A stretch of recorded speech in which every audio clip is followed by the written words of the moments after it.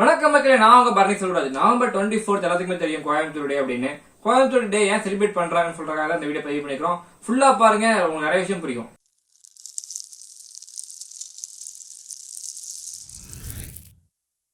எல்லோரும் அன்பா இருக்கும் காந்திரம் பஸ் ஸ்டாண்டு காதலோட இருக்க எஸ்கோஸ் பார்க் பாயிண்ட் வாவுசி கிரவுண்ட் சொல்லுவீங்க வீரத்தை, பொலிசியா கிரவுண்ட் சொல்லுவீங்க பாசத்தை.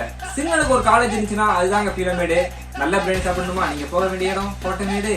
சண்டே ஆன சிவானி ஃபால்ஸ், சம்மர் ஹாலிடேஸ்ல Black Thunder Falls, time pass Sivananda colony, கண் குளிச்சிக்கு colony, Brookefields, Fun Mall, கோசன் மாலு, கடைசியா வந்து ஜாயின் ஆனது லட்சுமி மில்ஸ் மாலு. ட்ராக் ரேஸ்க்கு மண்முச்சம்பட்டி எங்க பசங்க ரொம்பவே சுட்டி.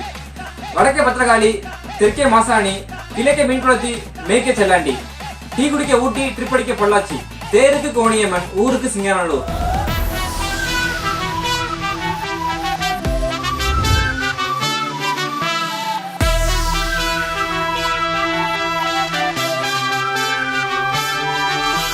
கோயம்புத்தூருக்கு முன்னாடி கோவன் புதூர் அப்படின்னு அழைக்கப்பட்டுச்சு. கோயம்புத்தூருக்கு முன்னாடி பல பேர் அழைக்கப்பட்டுச்சு. அதுல முக்கியமான பெயர் கோவன் புதூர். ஏன் கோவன் புதூர் பேர் வந்துச்சு அப்படின்னு கேட்டீங்கன்னா, சோழர் ஆட்சி காலத்துல கோவன்ங்கிற அரசவத்தை தான் நம்ம நாட்டை ஆழ்ந்துட்டு நம்ம கோயம்புத்தூர் ஆழ்ந்துட்டு இருந்தாங்க. சோ கோவன் ஆண்ட ஊர் அப்படிங்கறதுனால கோவன் புதூர் பேர் வந்துச்சு.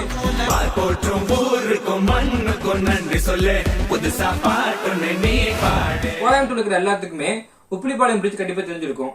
ஏன் அதுக்கு உப்பிலிப்பாளையம் பேர் வச்சு தெரியுமா? நான் சொல்றேன்.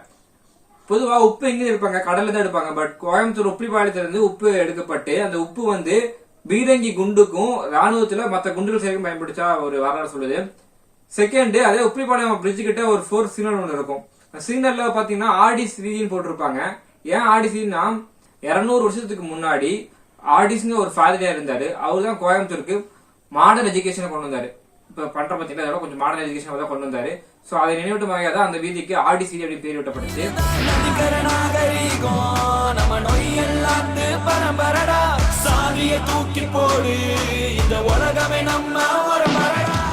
ஏசியாலே ஓல்டஸ்ட் செகண்ட் ஓல்டஸ்ட் தியேட்டர் என்னன்னு கேட்டீங்கன்னா டிலைட் தியேட்டர். ஆக்சுவலா அந்த டிலைட் தியேட்டர் இப்ப டிலைட் தியேட்டரா இருக்கு. இதுக்கு முன்னாடி அந்த தியேட்டர் பேர் வந்து வெரைட்டி ஹால். சோ அந்த வெரைட்டி ஹால் இப்ப வெரைட்டி ஹால் ரோடு நீங்க சொல்றீங்க பாத்தீங்களா, நிறைய கோயம்புத்தூர் தெரிஞ்சிருக்கும். இந்த வெரைட்டி ஹால் ரோடு வர காரணம் என்னன்னா இந்த வெரைட்டி ஹால் தியேட்டர் தான். இப்போ அந்த தியேட்டர் எங்கிட்டு தான் இருக்கு, போய் பார்க்கலாம். 90 வருஷமா செம ஃபேமஸா சூப்பரா போயிட்டு இருக்க ஒரு பிரியாணி கடை என்னன்னு கேட்டீங்கன்னா அங்கண்ணன் புலவு உணவகம். கிட்டத்தட்ட 90 வருஷமா இது கோயம்புத்தூர் ரன் ஆயிட்டு இருக்கு. செம டேஸ்டாவும் இருக்கும். முடிஞ்சா சாப்பிடுவாங்க. கோயம்புத்தூர்ல போஸ்ட் யாரும் இருக்க மாட்டாங்க. நீங்க முடிஞ்சா இப்ப டைம் சாப்பிட்டு பாருங்க. 1800ஆம் ஆண்டு பிரிட்டிஷ் இந்தியாவுக்குள்ள வந்தாங்க. 1804ஆம் ஆண்டு பிரிட்டிஷ் அரசானது கோயம்புத்தூரை டிஸ்ட்ரிக்ட் ஹெட் அப்படின்னு சொல்லி அனௌன்ஸ் பண்ணாங்க. தமிழ்நாட்டுக்கு எல்லாத்துக்குமே தெரியும் கோயம்புத்தூர் தான் சவுத் இந்தியா ஆஃப் மான்செஸ்டர் அப்படின்னு. மான்செஸ்டர் ஏன் பேரு அப்படின்னு கேட்டீங்கன்னா, இங்கிலாந்துல இருக்கிற ஒரு நகரத்தோட பேர் தான் மான்செஸ்டர். இந்த மான்செஸ்டர்ங்கிற நகரத்துல நிறைய பருத்தி விளைவிப்பாங்க. சோ அதே மாதிரி கோயம்புத்தூர்ல நிறைய பருத்தி விளைவிச்சு அது மூலமா காட்டன் கம்பெனி கொண்டு வரப்பட்டது. சோ அதனாலதான் கோயம்புத்தூரை மான்செஸ்டர் சவுத் இந்தியா அப்படி சொல்றாங்க. எங்க ஊரு தாறுமாறுன்னு நிறைய ஸ்டார்ட்ஸ் சுத்திட்டு இருப்பீங்க. அவங்க எல்லாத்துக்கும் ஹாப்பி கோயம்புத்தூர் டே. பேசிக்காவே நானும் கோயம்புத்தூர் இருந்தாங்க.